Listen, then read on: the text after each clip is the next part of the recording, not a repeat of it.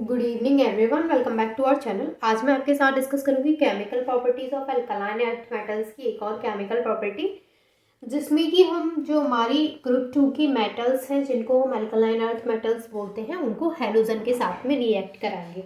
तो ये जो हमारी केमिकल प्रॉपर्टी रहेगी वो है रिएक्शन विद हैलोजन्स। तो ये जो चैप्टर चल रहा है वो है एस ब्लॉक एलिमेंट्स, और इसमें मैं ऑलरेडी कई सारे टॉपिक्स को आपके साथ डिस्कस कर चुकी हूँ। आज हम एक और केमिकल प्रॉपर्टी पढ़ेंगे अल्कलाइन अर्थ मेटल्स की, जो कि है रिएक्शन विद हैलोजन्स। इसका मतलब क्या है कि जो हमारी अल्कलाइन अर्थ मेटल्स हैं जो कि मैंने यहाँ पे लिखी हैं, beryllium, magnesium, calcium, strontium, barium and radium, in metals को हम रिएक्ट कराएंगे हैलोजन के साथ में। तो यहाँ पर जो हमारी केमिकल प्रॉपर्टी है उसका नाम रहेगा reaction with halogen. Reaction with halogen, ठीक है। अब देखिए, जब भी हम हैलोजन के साथ में जो हमारे अल्कलाइन अर्थ मेटल्स हैं उनको रिएक्ट कराते हैं, तो जब भी हैलोजन के साथ में ये रिएक्ट करेंगे यानी इनको हीट किया जाएगा तो ये कंबाइन हो जाती है हैलोजन के साथ में, और ये MX2 टाइप के वहाँ पे हैलाइड्स का फॉर्मेशन करती हैं। यानी ये जो है हमारे पास अल्कलाइन अर्थ मेटल्स, जब इनको हम रिएक्ट कराते हैं हैलोजन के साथ में, हैलोजन जैसे फ्लोरीन है, क्लोरीन है, ब्रोमीन है, आयोडीन है, जब इनके साथ में हम इनको रिएक्ट कराएंगे तो ये डायरेक्ट कंबाइन हो जाती है, और कंबाइन होने के बाद ये MX2 टाइप के प्रोडक्ट हमें देती हैं। प्रोडक्ट में क्या है, ये क्या मिला है हमें, हैलाइड। MX2 टाइप के हैलाइड का फॉर्मेशन होता है।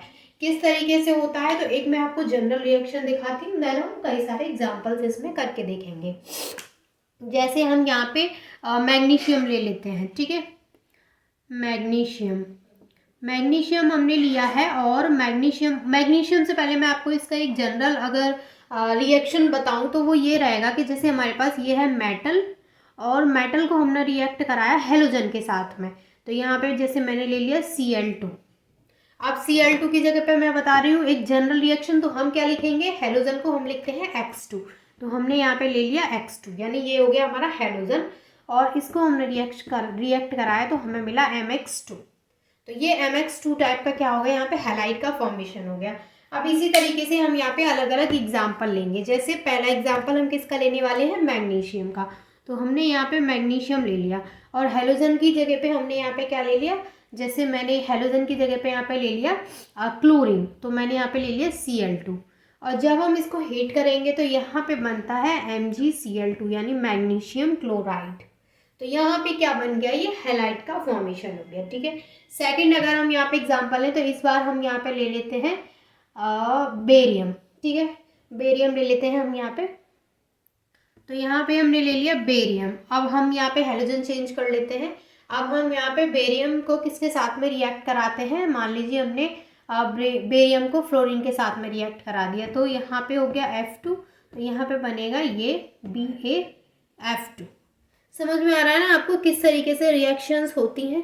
अब मान के चलिए हमने यहाँ पे दूसरा यहाँ पे कैल्शियम ले लिया, तो कैल्शियम को हमने यहाँ पे रिएक्ट करा दिया क्लोरीन के साथ में, या फिर मान लीजिए हमने यहाँ पे Br ले लिया, हैलोजन की जगह पे हमने Br2 ले लिया, तो ये हो गया कैल्शियम ब्रोमाइड CaBr2।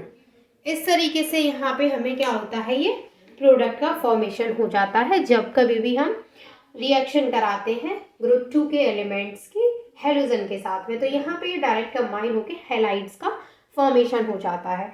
अब यहाँ पर देखिए, यहाँ पे जो हैलाइड्स हमें फॉर्म हुए हैं, ये जो हैलाइड्स हैं, अगर हम इनके नेचर की बात करें, नेचर की, जैसे कि ये जो है हमें यहाँ पे जो फ्लोराइड्स जैसे कुछ फ्लोराइड्स मिलेंगे, कुछ क्लोराइड्स मिलेंगे, कुछ ब्रोमाइड्स मिलेंगे, कुछ आयोडाइड मिलेंगे, तो अलग अलग यहाँ पे हमें हैलाइड्स का फॉर्मेशन होगा। जैसे फ्लोरीन के साथ रिएक्ट करेंगे तो फ्लोराइड बनाएंगे, क्लोरीन के साथ रिएक्ट करेंगे तो क्लोराइड बनाएंगे, और ब्रोमीन के साथ तो ब्रोमाइड, वैसे ही आयोडीन के साथ तो आयोडाइड।